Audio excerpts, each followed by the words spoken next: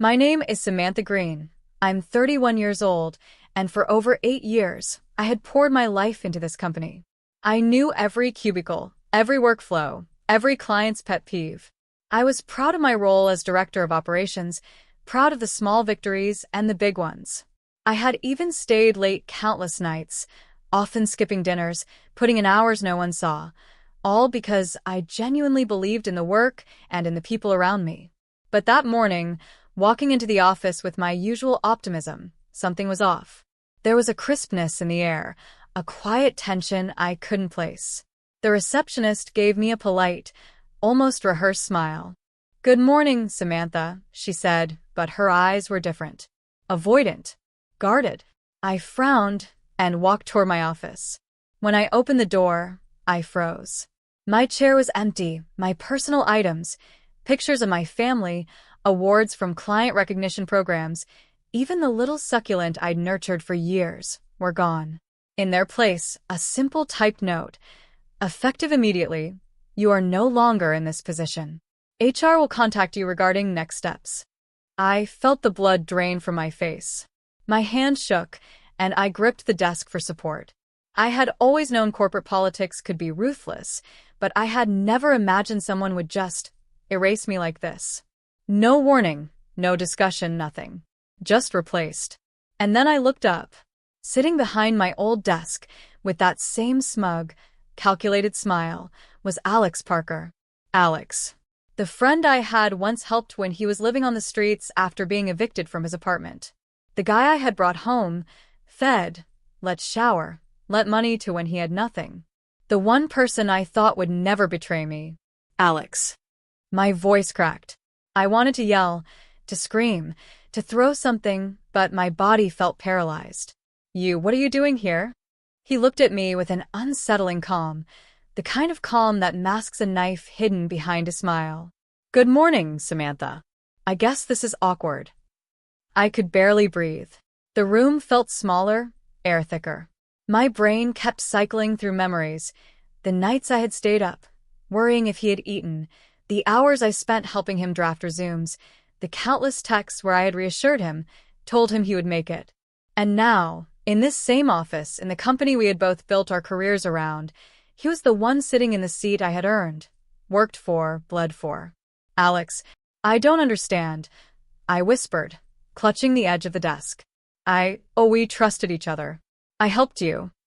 He tilted his head slightly, the light catching the corner of his sharp jawline. "And I appreciated it truly. But times change, Samantha. People change. And sometimes you have to make hard decisions." I wanted to shake him, scream, maybe even laugh at the absurdity of it all. How did someone I had lifted up now push me down? I sank into the chair that used to be mine, my hands trembling, and tried to think clearly. HR would call, of course. They would talk about restructuring, about strategic alignment, about new visions for the company. All corporate euphemisms that didn't begin to cover the betrayal I felt. The office around me seemed to shift. Colleagues I had known for years avoided eye contact. Some whispered in corners. Others pretended I didn't exist. I realized, painfully, that the web of loyalty I had believed in was fragile, conditional. Alex had moved quickly, silently, and everyone else had followed or stayed out of the way. I left my office for a walk, trying to gather myself. The early morning sun was bright, almost mocking in its cheerfulness. I passed the cafeteria where I had shared countless lunches with colleagues, now eerily quiet, the hum of daily operations replaced by a cold, anticipatory tension. I thought about all the years I had spent mentoring people, helping interns, covering shifts for teammates, and supporting upper management. Did it all mean nothing? My mind went back to Alex. I had fed him, trusted him, even confided in him when I struggled with my own personal problems. I remembered nights he had come to my apartment hungry, ashamed, and the way I had insisted he eat first, sleep second. And now, he sat in the chair that had been mine for years, the power I had worked for suddenly slipping through my fingers. I wanted answers. I wanted confrontation. But mostly, I wanted the betrayal to make sense. I had always believed in loyalty, in reciprocity, in the idea that if you helped someone, they wouldn't turn on you. But Alex had shown me that loyalty could be a one-way street. By mid-morning, HR did call. A polite woman named Karen explained the restructuring, the new leadership vision, and the transition period. She spoke slowly, as if explaining something to a child. Every word felt like salt in an open wound. I was told I could take a severance package, work in another department, or resign immediately. I felt the weight of the world crashing down, a mix of humiliation, disbelief, and anger coiling in my chest.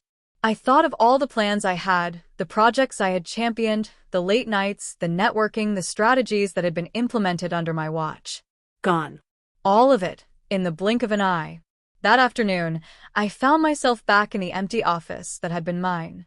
I picked up the framed photo of me and my parents at a company gala, a small smile frozen in time. I held it close, feeling the sting of betrayal, but also a small ember of resolve flicker inside me. This was not the end of me. It could not be. I remembered something my mother once told me. You can't control what others do, but you can control how you rise after it. The thought was cold comfort, but it was a start. I spent the rest of the day walking through the office floor, quietly observing. Alex was busy, delegating, commanding attention. The same people who had once sought my guidance now followed him. Some of them gave me apologetic looks. Others ignored me completely. I realized that power in corporate life was fleeting and fragile, and the people who had once been friends could shift allegiance in a heartbeat.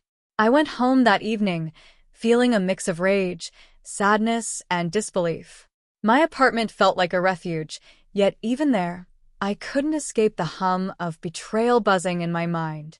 I remembered all the times I had gone out of my way for Alex, buying him lunch when he had no money, helping him secure his first office job, offering guidance when he floundered in his career. And now, in the ultimate twist of irony, he was the one sitting at the top, and I was left reeling, the helper discarded. That night, I stared at the ceiling, replaying every interaction I had with him, every moment of trust one had extended.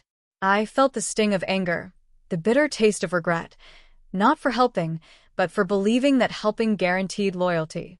I realized that sometimes, even your best efforts, even your kindness, could be weaponized against you. By the time I drifted to sleep, a thought had crystallized. I would not be defeated. Not by Alex. Not by betrayal. Not by the sudden, ruthless shifts of corporate life. Whatever happened next, I would stand on my own 2 feet. I would chart my own path, reclaim my voice, and find a way to rise, stronger than before. Because one thing was clear. Being replaced didn't erase the years I had built, the skills I had honed, or the integrity I carried. And though it hurt more than I could have imagined, it also ignited a fire I hadn't felt in years, a fire that would not be extinguished by the arrogance of a so-called friend.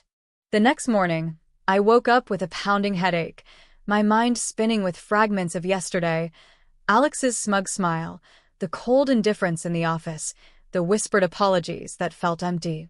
I sat at my small kitchen table, mug of coffee in hand, staring out the window at the bustling street below. The world didn't stop because I had been blindsided, because I had been replaced without notice. People still rushed to work, honking cars, joggers running with earbuds, mail carriers delivering letters. Life moved on, indifferent to my personal crisis. I tried to shake off the bitterness, telling myself I needed clarity, not chaos. I had spent the night drafting what I considered my options, fighting back, staying silent, and finding a new job, or confronting Alex directly. Every scenario played out in my mind with its own consequences, each one igniting both fear and a strange, simmering determination. The first option, the most immediate and visceral, was confrontation. I couldn't help it. Part of me longed to march back into the office and demand answers, to stare into Alex's eyes and force him to see the betrayal, the audacity of it all. But I knew better. Experience had taught me that raw emotion rarely wins battles in corporate arenas. People like Alex thrived on chaos, feeding off others' vulnerability. If I confronted him impulsively, I would only hand him another opportunity to show dominance. I sipped my coffee, my green eyes tracing the faint pattern in the ceramic mug, thinking about how we had met. Years ago, Alex had been practically homeless, wandering from temporary jobs to odd gigs, struggling to make ends meet. I had found him one evening in the downtown park, shivering under a thin hoodie, holding nothing but a backpack that looked half the size of his body. I had walked him to my apartment, fed him warm soup, offered a shower, and encouraged him to take baby steps toward stability. Back then, I had believed in the purity of helping someone, in the unspoken contract of gratitude that comes from kindness. I had thought that feeding someone when they were hungry, supporting them when no one else would, created bonds that could withstand distance, ambition, and even power. Apparently, I had been naive. I glanced at my phone and saw a string of missed messages from coworkers. Some were simple check-ins, worried tones inquiring if I was okay. Others were cryptic, vague, the kind that made my stomach churn. A few messages from HR detailed severance procedures, signatures, forms, and legal jargon. Each ping was a reminder of the life I had built being methodically dismantled. I decided to take a walk, needing air to clear the fog in my mind. The crisp morning felt sharp against my skin, and the sunlight bouncing off office buildings gave the city a cold, indifferent gleam. People brushed past me without noticing, each absorbed in their own worlds, while I wrestled with mine. The thought of Alex walking the same streets, occupying my office, wielding the authority I had earned, made bile rise in my throat. But I also realized something crucial as I wandered.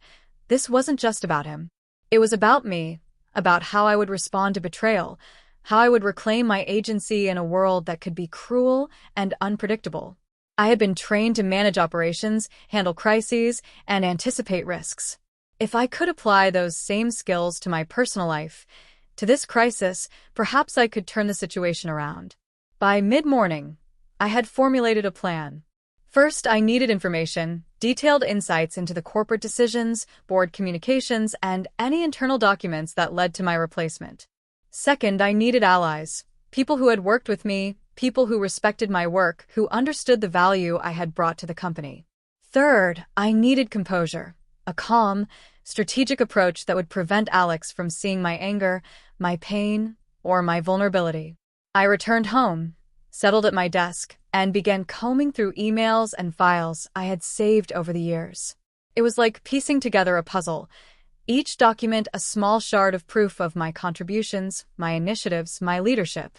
There were client contracts I had personally secured, internal memos highlighting cost-saving measures I had implemented, performance reports showing the departments I had successfully restructured. I felt a flicker of pride amid the pain. This was tangible evidence that my work had mattered, even if Alex wanted to erase it from history. As I worked, my mind drifted back to Alex again. I remembered the late-night talks, the shared laughter, the conversations about dreams and ambition. I had genuinely celebrated his small victories, helped him navigate his first major project, and even recommended him for positions when he was barely scraping by. And now he had turned the tables, seizing the ultimate power in the company I had nurtured. The betrayal cut deep, sharper than I could have anticipated. By the afternoon, I reached out to a few trusted colleagues. Carefully, discreetly, I asked for meetings under the guise of informal catch-ups, coffee, lunch, short walks. I wanted to gauge their awareness, their loyalty, and their willingness to support someone they knew to be competent, fair, and hardworking. Each conversation revealed something new. Some were shocked and sympathetic, others hesitant, fearful of political fallout, and a few quietly congratulated Alex for his big promotion. It stung, realizing that ambition sometimes overrides gratitude, that loyalty is often conditional. Late in the day, I sat alone in a quiet corner of a small cafe near my apartment, sipping a latte, sketching out potential paths forward. One part of me wanted revenge, to humiliate Alex publicly, to expose every detail of his opportunism. Another part wanted closure, peace, and a clean break, proving that my integrity and competence weren't tied to titles or offices. I didn't yet know which path I would take, but I felt the first surge of empowerment. I could choose. That evening, I drafted a carefully worded email to my closest mentor in the industry, someone who had watched me grow professionally and personally for over a decade. I didn't vent, didn't plead, didn't beg. I simply outlined the situation, the facts, and my desire for guidance on next steps. Sending that email felt like reclaiming a small portion of control, a way to anchor myself amid chaos. When I returned home, I found my apartment surprisingly quiet, almost eerily so.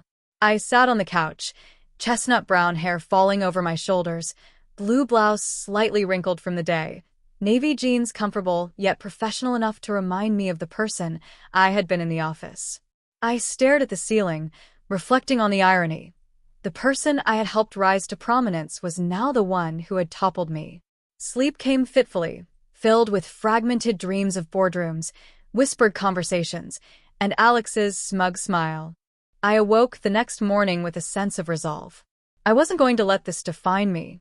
The betrayal was personal, yes, but it was also an opportunity, a chance to demonstrate resilience, to navigate the corporate battlefield with the same precision I had once applied to operations and strategy. By the time I arrived at my favorite neighborhood park, my son safely at school, I felt a subtle shift. My anger had cooled slightly, replaced by determination. I would need to be strategic, patient, and meticulous. I would gather allies, leverage my experience, and chart a path that allowed me to regain not only my professional standing but also my dignity. I realized something critical. This wasn't just about Alex, about the betrayal, or even about the office itself. This was about proving to myself that no matter the deception, no matter the loss, I could rise again, stronger, smarter, and more unyielding than before. And so, I began the first real steps of what would become a calculated journey, gathering evidence, rebuilding networks, and quietly assessing the true power dynamics within the company. I was no longer just reacting, I was planning. And for the first time in 2 days, I felt the stirrings of hope. The betrayal had hurt, but it had not broken me. The following week felt like living in a surreal fog. Walking past my former office, seeing Alex in the chair I had once called mine, felt like staring at a mirror where the reflection was someone else entirely, someone I had once trusted, nurtured, and believed in. I kept my interactions minimal, focused on gathering information quietly and observing the subtle ways the office culture was shifting under his command. I started with my personal network. Over the years, I had built relationships not just through competence, but through genuine care, mentorship, and collaboration. I reached out discreetly to colleagues who had worked with me on major projects, asking for informal chats. Some were nervous, fearful of repercussions. Others were cautiously supportive, offering insights about decisions I hadn't been privy to and the subtle power plays occurring behind the scenes. Each conversation reinforced my understanding. Alex hadn't merely stepped into my role. He had strategically maneuvered into a position of influence, and many had willingly followed his lead. One afternoon, I arranged to meet Lena, a senior analyst who had been with the company longer than either of us. We met in a small cafe, away from prying eyes. Lena looked around nervously before speaking, lowering her voice. "Samantha, I can't believe what he did. He came in like a whirlwind, and suddenly people were rearranging their loyalties. I'm scared too, but I can tell you, your contributions didn't go unnoticed. You've built something solid here." He's taking credit, but everyone remembers who built the foundation. Her words brought a measure of comfort, but also fueled my resolve. Alex had underestimated me, not just in my abilities, but in my resilience, my connections, and my capacity to strategize. I realized that my approach couldn't be emotional. It had to be meticulous.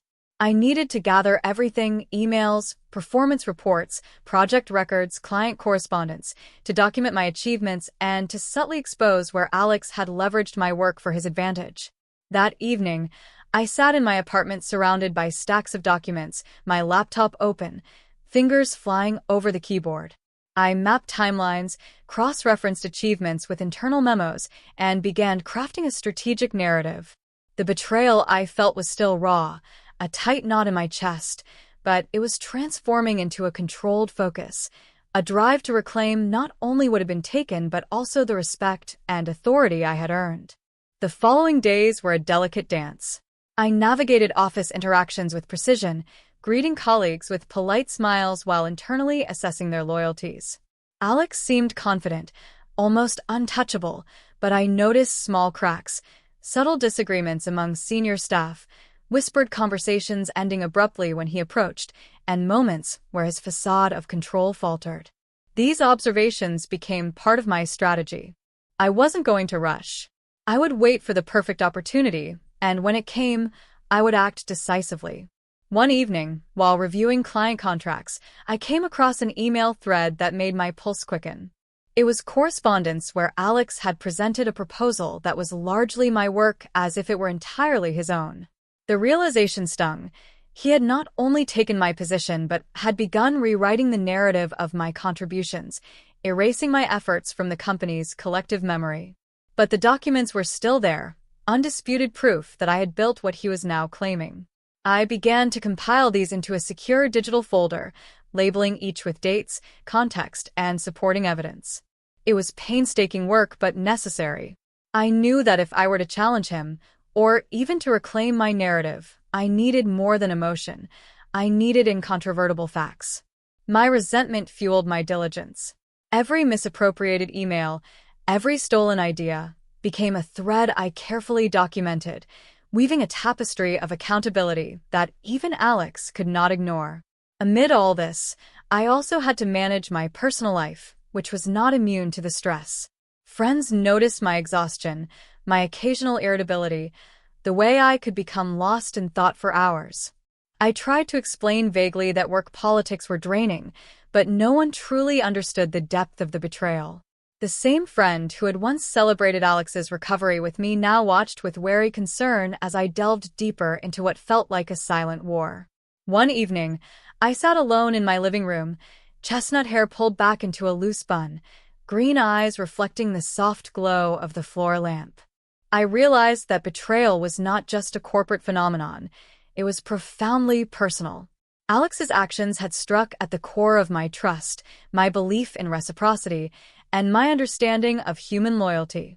But I also understood that anger, while visceral and consuming, would not win this battle. Strategic clarity, patience, and careful planning would. The next morning, I arrived at the office earlier than usual. The building was quiet, most employees still trickling in. I walked past Alex's office, catching a glimpse of him reviewing reports, his expression confident, assured. But I noticed something subtle, a flicker of uncertainty as a senior board member entered and questioned some of the latest initiatives. It was a small crack, but cracks were openings. And I intended to find them all. I began to engage with clients independently, setting up calls, checking in on projects I had previously managed. The clients, many of whom trusted me implicitly, responded with enthusiasm, gratitude, and, in some cases, veiled concern about the sudden changes under Alex's leadership. Each conversation reinforced a truth I had always known. My reputation was built on integrity, skill, and relationships.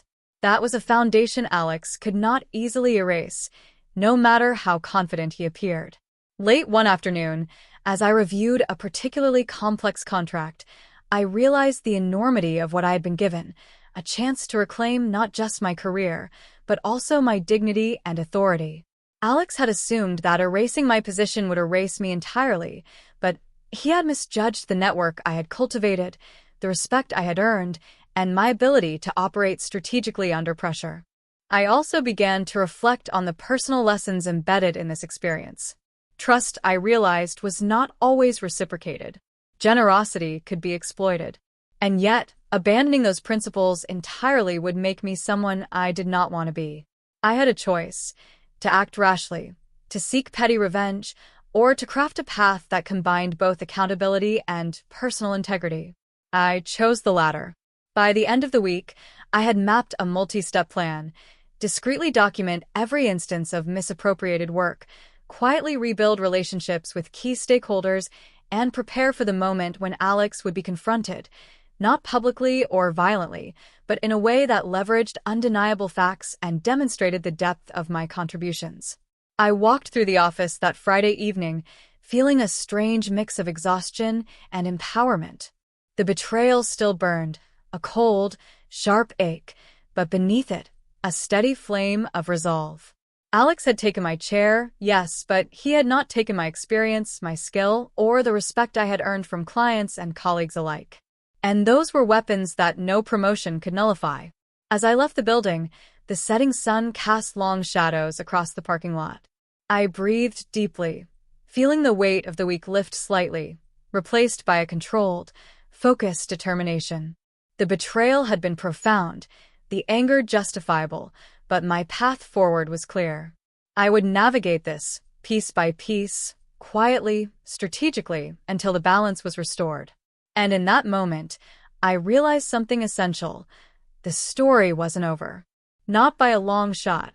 Alex may have assumed he had won, but I was preparing a comeback. Not for petty revenge, but to reclaim my rightful place, to assert the truth, and to demonstrate that betrayal, no matter how personal, could be met with intelligence, resilience, and unwavering determination. The following week, the office felt even more alien than before. The familiar hum of productivity was now punctuated by subtle whispers, hushed conversations, and the occasional awkward glance my way. Alex moved through the space with an air of self-assured authority, but beneath that polished exterior, I could detect small hesitations, moments where his confidence faltered when confronted with complex issues he hadn't fully mastered. I paid attention to these fissures. They were cracks in the armor that would become crucial in the days ahead. I spent mornings meticulously organizing my evidence. Emails, project reports, internal memos, client feedback forms, all of it became part of a carefully documented archive. Each piece told a story, a record of my years of dedication, leadership, and innovation. I wasn't doing this out of spite. I wasn't preparing for a dramatic confrontation yet. I was preparing for precision. I wanted undeniable proof, the kind that would speak louder than emotion or speculation. During this time, I also began reaching out to former colleagues and mentors discreetly. My network was stronger than I realized. People who had once admired my work offered words of encouragement, subtle guidance, and even strategic advice. One mentor, James, a retired executive I had worked with early in my career, told me in a hushed tone over coffee, "Samantha, you've built a foundation that Alex can't replicate. Don't let him rewrite history. Document everything, approach this strategically, and make sure the world sees the truth." His words struck me, not just as advice, but as validation. At the same time, I had to navigate office dynamics carefully. There were colleagues who had switched allegiance to Alex, motivated by ambition, fear, or the allure of appearing loyal to the new CEO. Others had stayed neutral, waiting to see how the situation would unfold. I learned to approach interactions with subtlety, planting seeds of awareness, without revealing the full extent of my plans. It was a delicate balance between observation and participation, like walking a tightrope over a floor of fragile trust and unspoken rivalries. One afternoon, I scheduled a meeting with Lena, the senior analyst who had become a quiet ally. We met in a small, unobtrusive conference room. Lena brought a folder of documents she had managed to access, highlighting discrepancies in project credit, instances of Alex presenting joint efforts as solely his own, and client communications that subtly indicated confusion over leadership transitions. I studied the materials, my pulse quickening. This was more than I had hoped for, a collection of tangible evidence to support the narrative I was building. "It's subtle," Lena whispered, glancing over her shoulder as if Alex might be lurking nearby. "But if presented carefully, this proves the contributions you made. People may have been fooled, but facts don't lie." Her words were both comforting and empowering.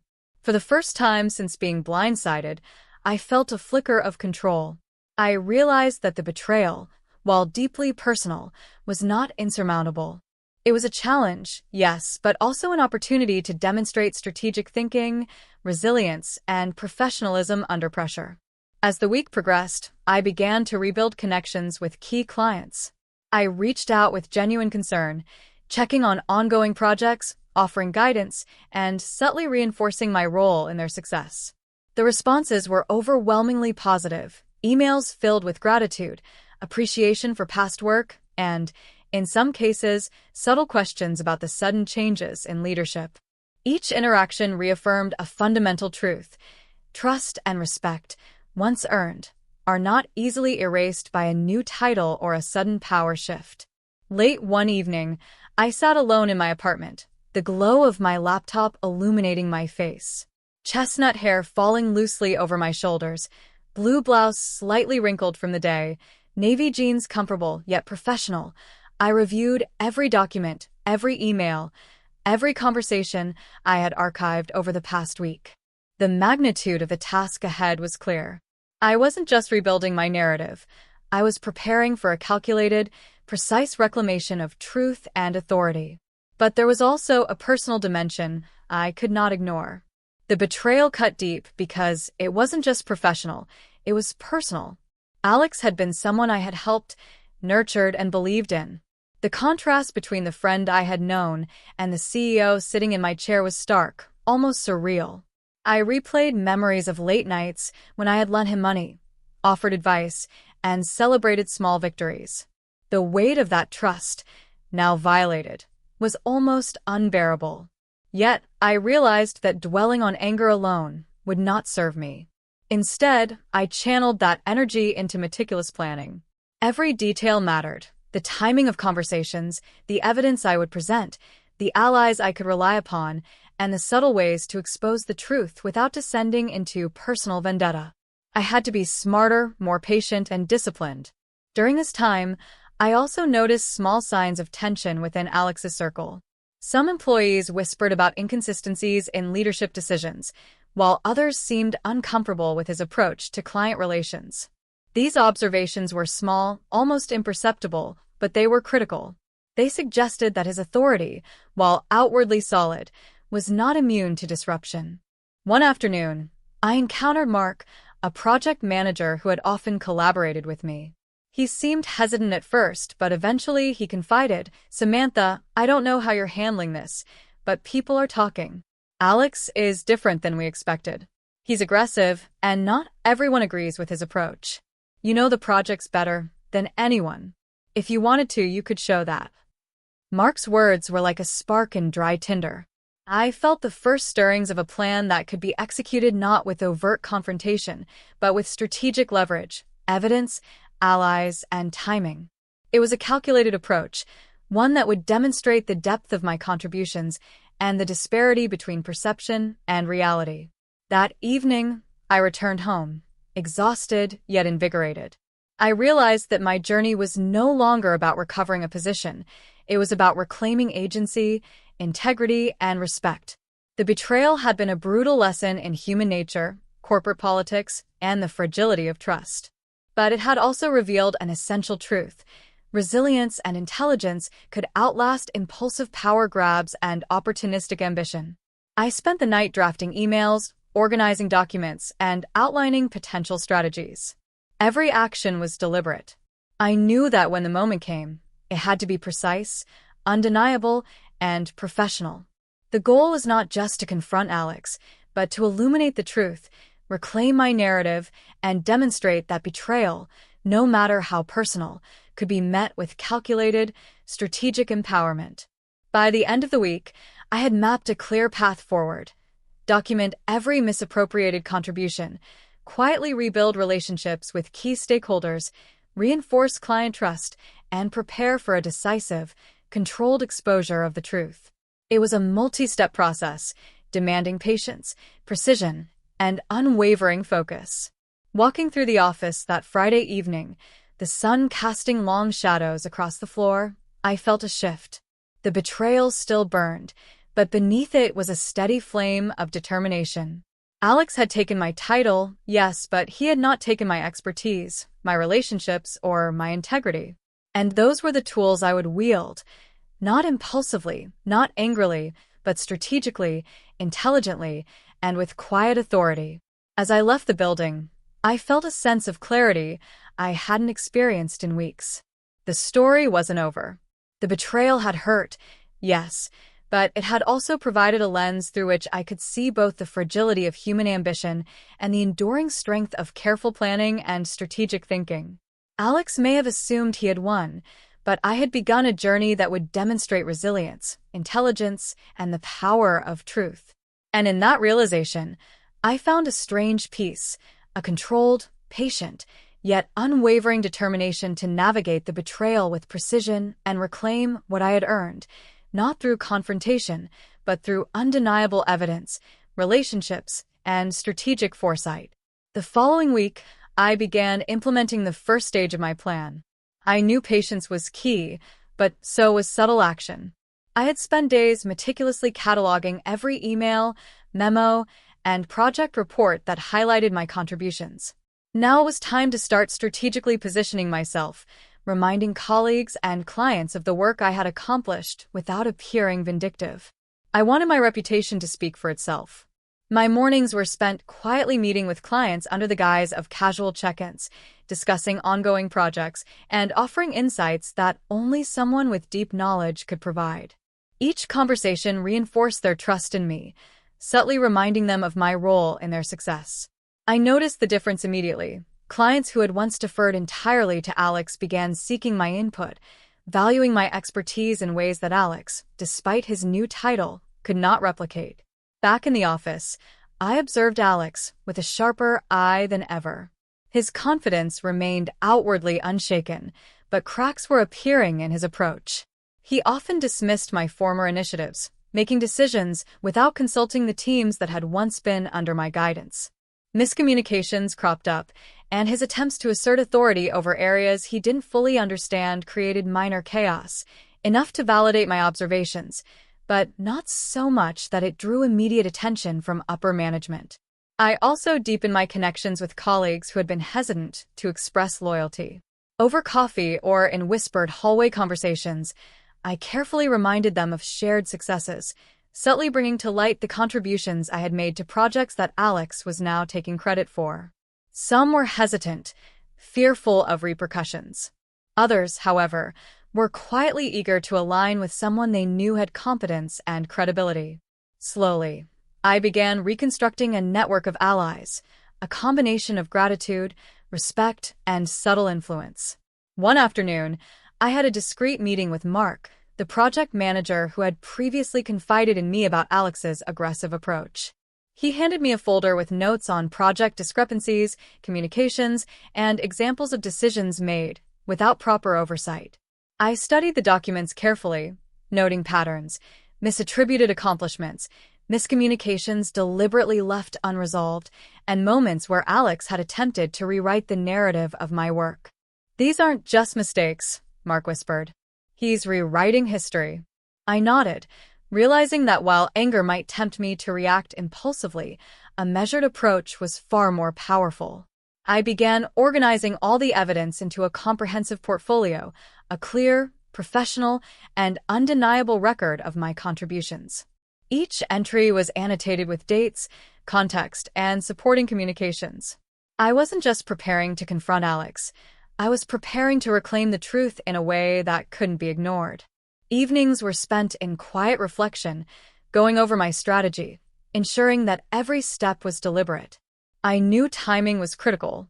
If I moved too early, I risked exposure and miscalculation. If I waited too long, Alex could entrench himself further, making recovery more difficult. It was a delicate balance, a chess game played with precision and foresight. During this time, I also began documenting my emotional journey. The betrayal had been personal, deeply so. I had helped Alex when he had nothing, and he had repaid that trust with professional opportunism. Writing down my feelings didn't weaken me. It clarified my motivations. I could see the pattern clearly now. Anger, yes, but also determination, strategy, and the desire to reclaim what was mine. Not for revenge alone, but for justice, integrity, and recognition. A turning point came when I scheduled a discreet lunch with Lena, my trusted ally in the office. Over sandwiches in a quiet cafe, we discussed the unfolding dynamics. She had observed staff reactions, internal whispers, and client feedback. Her insights were invaluable. "People are starting to notice inconsistencies in his decisions," she said. "They're quietly asking questions, wondering why certain projects aren't performing as expected. If we position this right, the narrative can shift back." Her words gave me renewed confidence. The subtle cracks in Alex's facade, combined with my meticulous documentation and growing network of allies, meant that the next phase of my plan could begin. I wasn't just reacting anymore. I was orchestrating a controlled, strategic reclamation of influence. I also began reaching out to former mentors and industry contacts, framing conversations around my ongoing professional contributions rather than the betrayal itself. By highlighting my expertise, I reinforced my reputation in the industry, ensuring that even external observers recognized my value. Each conversation was another brick in the foundation of my comeback, each connection another layer of credibility that Alex could not easily undermine. One evening, as I reviewed the portfolio of evidence I had compiled, I realized how far I had come. The betrayal that had initially left me paralyzed with shock and anger had been transformed into meticulous, calculated preparation. The network of allies, the documentation, and the quiet reinforcement of my expertise all pointed to a single conclusion. I was no longer a victim. I was a strategist, fully aware of my value and the steps needed to reclaim it. The final piece of the puzzle was timing. I needed to wait for the moment when the evidence, the allies, and the subtle cracks in Alex's authority converged. It had to be executed with precision, professionalism, and undeniable clarity. There was no room for emotion-driven action or impulsive confrontation. Every step needed to be deliberate, every word measured. By the end of the week, I felt a sense of calm determination I hadn't experienced since the day I first discovered my replacement. The betrayal still stung, but it no longer held me hostage. I had transformed it into a strategic advantage, a focused drive to reclaim not just my position, but the truth of my contributions, my professional reputation, and the respect I had earned over years of dedication. Walking through the office on Friday evening, I noticed subtle shifts.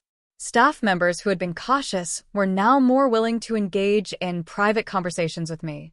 Clients responded positively to my check-ins, often referencing past projects and expressing appreciation for my guidance.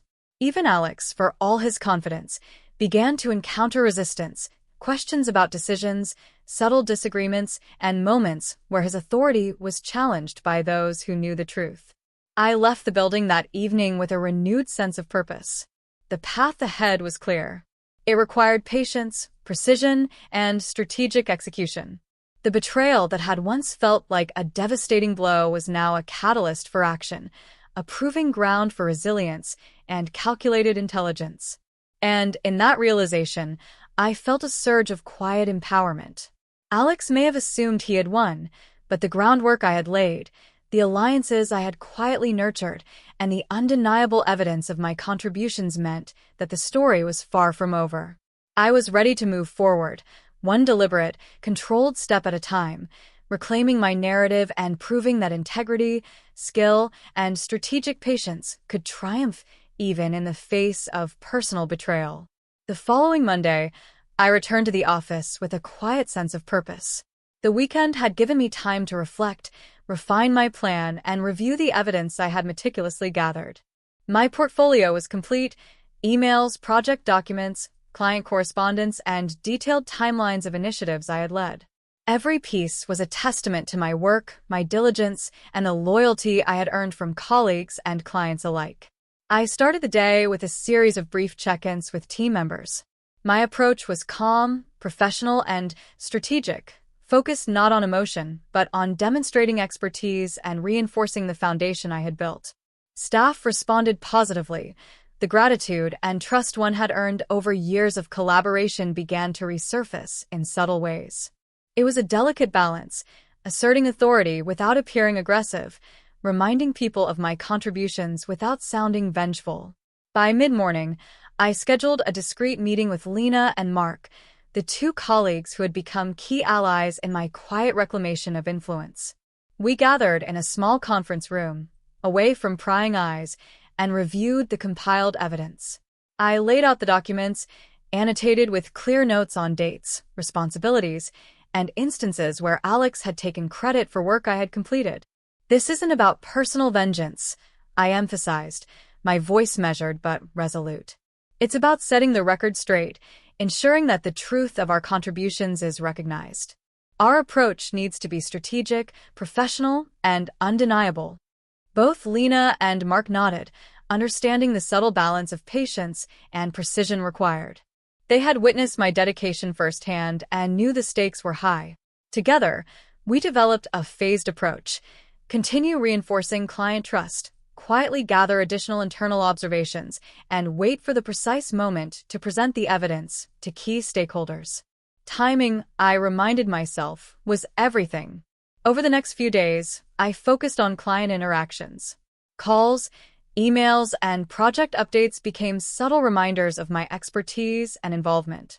Clients responded with appreciation, often referencing my guidance and previous leadership on critical initiatives. These interactions were more than professional courtesy. They were building blocks for the eventual demonstration of my value and authority. Simultaneously, I observed the office dynamics with heightened awareness. Alex, despite his outward confidence, was showing signs of strain.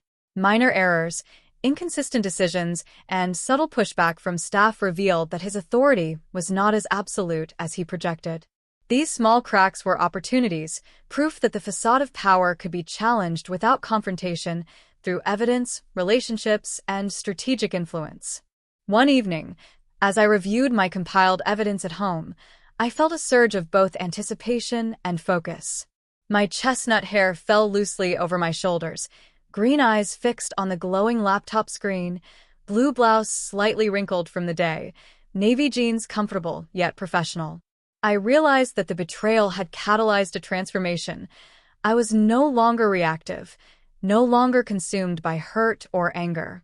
I was strategic, precise, and unyielding in pursuit of justice and truth.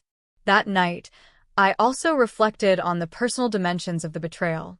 Alex had been someone I had helped, someone I had nurtured when he had nothing. The depth of his opportunism was staggering, yet it served as a reminder. Kindness and trust do not always guarantee reciprocity. The challenge, I understood, was to act with intelligence and integrity, using evidence and strategy rather than emotion as my tools. By midweek, I began identifying additional allies within the company. Quiet conversations, casual check-ins, and careful observation revealed employees who were dissatisfied with Alex's approach or uncertain about his decisions. These individuals became potential advocates, people who, when approached tactfully, could help reinforce the narrative of my contributions and subtly challenge the inaccuracies propagated by Alex. I also reached out to external mentors and industry contacts, framing conversations around ongoing projects, strategic insights, and professional development. Each interaction subtly reinforced my reputation and credibility, ensuring that even outside observers were aware of my expertise, leadership, and value. Alex's new title and position did not erase the respect and recognition I had cultivated over years. This realization was both empowering and motivating. One afternoon, Lena approached me with an update. "Samantha, I've noticed a few key clients are asking questions about recent decisions. They seem to be seeking clarification and guidance, and I think your involvement could provide reassurance. It's an opportunity to subtly reinforce your expertise without creating conflict." I nodded, recognizing the potential. Timing and discretion were crucial. Each step had to be calculated, each action deliberate. The goal was not confrontation for its own sake, but the undeniable demonstration of value, competence, and truth. Later that evening, I reviewed the final draft of my portfolio.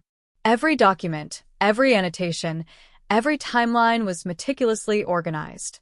It was a comprehensive record that spoke not only to my work, but also to the integrity and precision with which I approached professional challenges. I knew that when the moment came, the presentation would leave no room for doubt or dispute. As the week drew to a close, I began preparing for the final phase, engaging with key stakeholders and presenting the evidence in a controlled, professional manner.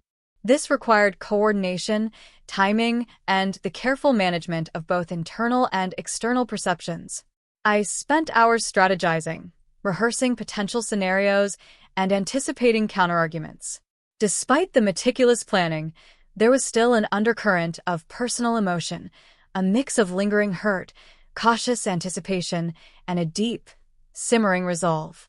I reminded myself constantly that the focus was strategic clarity and professional integrity, not petty revenge. Yet the satisfaction of knowing that the truth would be revealed, that my contributions would be recognized, and that Alex's opportunism could be addressed, added a quiet intensity to my efforts. By Friday evening, I felt a sense of controlled anticipation. The evidence was complete, the allies were aligned, and the timing was near. I had transformed the raw pain of betrayal into meticulous preparation, strategic positioning, and reinforced credibility. Alex may have believed he had won, but he had underestimated not only my expertise and network, but also my capacity for patience, strategy, and unwavering focus. Walking through the office that evening, the dim glow of the setting sun casting long shadows across the floors, I felt a sense of calm empowerment. The journey was far from over, but the path was clear. I had converted personal betrayal into an opportunity to demonstrate resilience, intelligence, and strategic authority. As I left the building, I realized something fundamental. This was not just about reclaiming a position. It was about asserting truth, reinforcing integrity, and demonstrating that betrayal, no matter how personal or professional, could be met with intelligence, patience, and undeniable evidence. The story was moving toward its climax, and I was ready for it. I felt the quiet surge of confidence, the sense that the next moves I made would be decisive. The betrayal had hurt, yes, but it had also provided a roadmap, a strategic blueprint for reclaiming what was rightfully mine, proving my value, and demonstrating that integrity and skill could triumph over opportunism and betrayal. Monday morning arrived with a strange sense of tension and opportunity.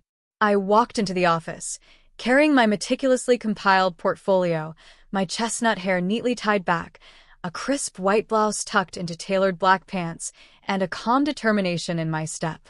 Every detail was intentional, the appearance of composure, professionalism, and unwavering focus. This wasn't just about confronting Alex, it was about reclaiming authority, dignity, and the narrative of my own accomplishments. I headed to the conference room where a small group of key stakeholders, including board members and department heads, had agreed to meet with me. Lena and Mark sat discreetly near the back, offering quiet support. As I entered, I noticed Alex already seated, his confident posture barely masking a flicker of unease as he glanced at me. The subtle shift in his expression did not escape my notice. It was a small validation of the plan I had spent months crafting. I began by calmly outlining the projects and initiatives I had led over the past several years. Each piece of evidence was presented clearly: emails showing approvals, timelines demonstrating leadership, client feedback highlighting my role, and internal reports tracing the execution of critical initiatives. I spoke steadily, measured, and with precise authority, emphasizing facts over emotion. As I moved through the presentation, I observed reactions in the room. Board members leaned forward, absorbing the information. Department heads exchanged glances, some nodding quietly in recognition. Alex's facade of control was beginning to crumble subtly. He shifted in his seat, glanced down at notes, and avoided direct eye contact. The meticulous documentation left little room for rebuttal. Every claim he had made about these projects being his own now stood exposed against indisputable evidence of my leadership. Midway through, Lena discreetly handed me additional notes, examples of internal miscommunications orchestrated under Alex's leadership, as well as client confusion about recent decisions. Integrating these into my narrative reinforced a clear pattern. While Alex had taken credit, he had not delivered the same quality or consistency I had. The story was unfolding exactly as I had anticipated. "I want to be clear," I said, my tone firm but professional. "This presentation is not about personal vendetta. It's about accountability, clarity, and ensuring that credit is given where it is due. The projects and initiatives presented here reflect the work and leadership that I have consistently provided." There was a pause as the room absorbed the information. Board members exchanged whispers, reviewing the documents, nodding thoughtfully. Alex opened his mouth a few times to respond but paused, unsure how to counter the undeniable evidence. His confident veneer faltered, and I recognized the subtle realization that the game had shifted. By the end of the presentation, I had not only established the facts, but I had also demonstrated strategic clarity, professionalism, and leadership under pressure. The room was filled with a quiet acknowledgement of truth. Board members thanked me for the thoroughness of the documentation, and several colleagues quietly expressed their appreciation for bringing clarity to a situation that had caused confusion and tension. After the meeting, Lena and Mark caught up with me, their expressions reflecting relief and admiration. "You handled that perfectly," Lena whispered. "Calm, professional, undeniable. Alex didn't have a chance once you laid it out." Acclaim. Alex, meanwhile, was quietly reassigned to a different role within the company, one that did not involve oversight of the projects I had led. The transition was handled professionally, but the message was clear. Opportunism at the expense of integrity had limits, and the truth, when presented with evidence and precision, could not be ignored. In the weeks that followed, I reflected on the journey. The betrayal had been profound. A friend, someone I had nurtured and supported, had taken advantage of trust and opportunity. The emotional fallout had been intense. Shock, anger, sadness, and disbelief had colored the first days and weeks. But as the strategy unfolded, I realized that these emotions had been transformed into tools for empowerment. They sharpened my focus, clarified my priorities, and fueled my determination to act with intelligence rather than reaction. I also recognized that the experience had strengthened my resilience. I had navigated office politics, observed subtle dynamics, and strategically rebuilt relationships without sacrificing professionalism or composure. I had reinforced the importance of preparation, patience, and evidence-based advocacy. Most importantly, I had reclaimed my narrative and authority not through retaliation, but through deliberate, calculated action. One evening, as I sat in my apartment, reflecting on the journey, I allowed myself a moment of quiet satisfaction. My chestnut hair caught the soft glow of the lamp. My green eyes reflected the calm determination that had carried me through the months of upheaval, and the portfolio lay neatly organized on the table, a symbol of both the betrayal I had endured and the empowerment I had achieved. I realized that the story of betrayal was not simply about loss. It was about growth, strategy, and the reclamation of integrity. Alex's opportunism had been a catalyst, forcing me to confront vulnerability, mistrust, and the fragility of human loyalty. But it had also revealed the enduring strength of preparation, strategic thinking, and professional competence. In the end, the lesson was clear. Betrayal, no matter how personal or professional, could be met with intelligence, patience, and unwavering commitment to truth. The emotional scars remained, but they were tempered by the knowledge that I had navigated the situation with precision, dignity, and effectiveness.